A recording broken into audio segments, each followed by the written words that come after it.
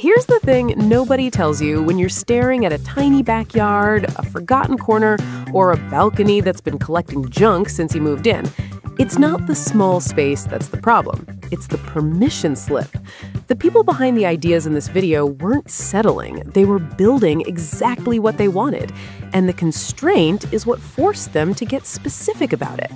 Because the honest truth is, the bigger the yard, the easier it is to just spread everything out, call it a garden, and never really commit to anything. But when you're working with a 3x3 balcony or a strip of fence nobody ever looks at, you start asking better questions. Here are 10 people who asked the right ones. Number 10. Tipsy Pot Tower. Most people look at a stacked terracotta tower and think it's a novelty, a yard decoration pretending to be a planting strategy. But what this actually is a vertical planting system with the footprint of a dinner plate. You drive a piece of rebar 2 feet into the ground, thread your pots through the drainage holes at alternating angles, and suddenly you've got 5 or 6 distinct planting zones taking up almost no ground space at all. The detail most people skip over: the base pot has to be packed with compacted, watered-down soil before you stack anything on it. Without that foundation, you've built a very creative way to break clay pots. One more thing. Mulch the surface of each pot individually. Clay dries out fast in summer, and that small step is the difference between plants that limp along and ones that actually thrive. 9. The backyard greenhouse setup. A 140 by 190 centimeter greenhouse, that's roughly the size of a parking spot, built in a shaded backyard in the Netherlands under a massive fir tree. And instead of fighting the bad conditions, this person just built a controlled environment inside them. The modular white planters aren't there to look clean, they're a management system.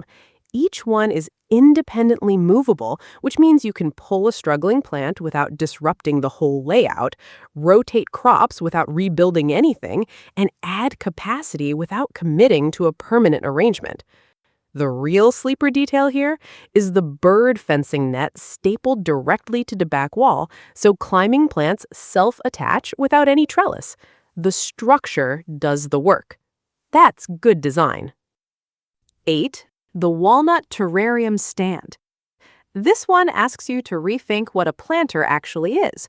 A turned walnut base, a glass dome on top, a 3D printed inner dish so the soil never contacts the wood, and a hard wax oil finish that lands satin instead of going flat or scummy over time. The glass dome creates a microclimate. That's the functional reason it matters.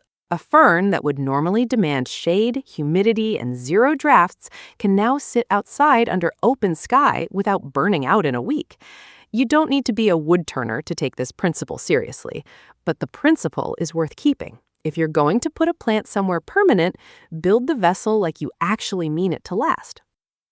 Number 7. The Pondless Waterfall. People love this idea until they imagine the maintenance and then they talk themselves out of it. Here's the actual cost breakdown. Rocks sourced from Craigslist or Marketplace for free or cheap, milk crates as the buried water reservoir, a pump that runs about 80 cents a day in electricity, the algae situation, which everyone panics about, gets handled with safe bacteria treatment you add maybe once or twice a year, and here's the part nobody mentions enough. Moving water means no mosquito breeding ground. Creeping Jenny in small pots in the water oxygenates naturally. The hostas and ground cover sedum planted around the rocks are essentially 0 maintenance once they establish. This whole thing was built over 2 summers by someone who wanted to get it done cheap more than fast. It shows, in the good way. 6. The retaining wall that became a seat. Pressure-treated wood rated for ground contact, post holes dug entirely by hand with a pry bar through rocky California soil, and a French drain behind the wall in geofabric and crushed gravel. What makes this specific build worth paying attention to isn't the construction, it's the top plate. The builder made it wide enough to sit on, rest a coffee cup on, or set down tools. That single decision completely changes how the space gets used. When your raised bed has a surface you can physically lean against, you stop treating the garden like a destination you visit and start treating it like somewhere you actually spend time. The drainage system is doing the invisible work here, keeping that pressure-treated lumber dry so the wall doesn't heave the first wet winter. 5. The 9-square-meter balcony. 3 meters by 3 meters, roughly the footprint of a large bathroom. This builder put down artificial grass in 2 strips cut and stitched to run seamlessly, built a storage cupboard directly into an old window frame cavity, no back wall, just open to the structural wall behind it, and paneled over ugly green glass with scrap wood glued in place with transparent silicone. What makes it work isn't any single element. It's that every single material choice points in the same direction. Wood, greenery, warm light, nothing else.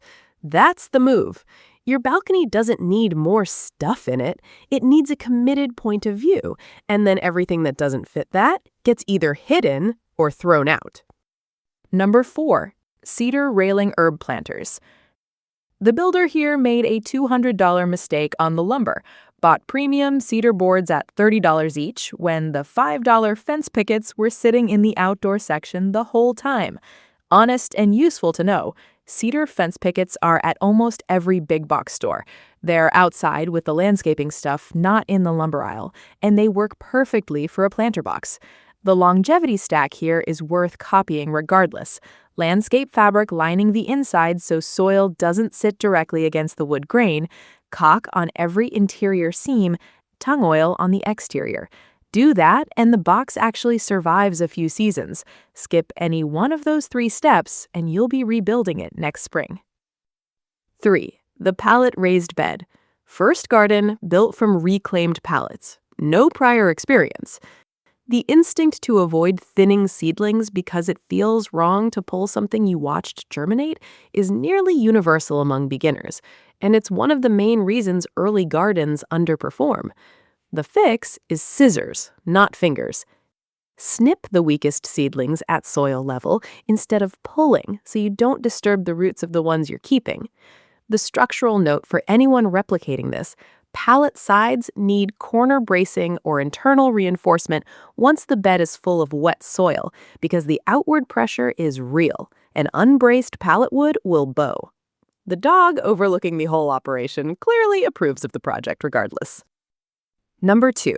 The Hexagonal Succulent Bed idea. This build requires actual math. 30-degree bevel cuts on a circular saw set from perpendicular, calculated compartment volumes to know how much soil to order before you ever touch a trowel. And that work up front is exactly why it looks the way it does. The bold blue paint isn't just visual noise. It creates contrast against dry soil and low-growing succulents that would otherwise visually disappear. Drainage is handled with treated plywood at the bottom and a set of holes cut through it. Nothing over-engineered, just functional. But here's the design insight worth carrying. A geometrically defined bed changes how you plant. When your zones have real edges and real shapes, you stop cramming things in and start actually curating them. Before we wrap up our countdown, remember that every like, share, and comment helps us reach a wider audience. If you've watched this far, you know what to do. If the new voice kept you tuned in, give the video some hype to help it reach new heights.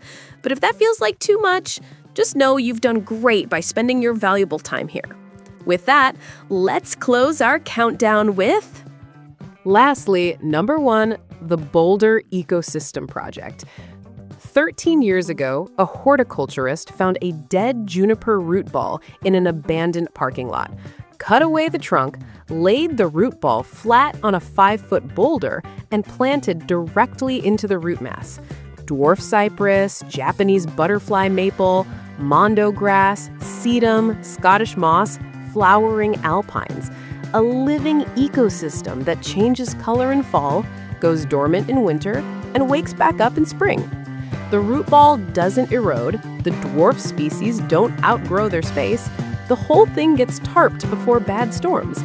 It was sold not long after it was planted, and the builder still wonders if it's alive somewhere. If it was designed right, and it clearly was, there's a real chance it is. That's the bar. Build something that outlasts your ownership of it.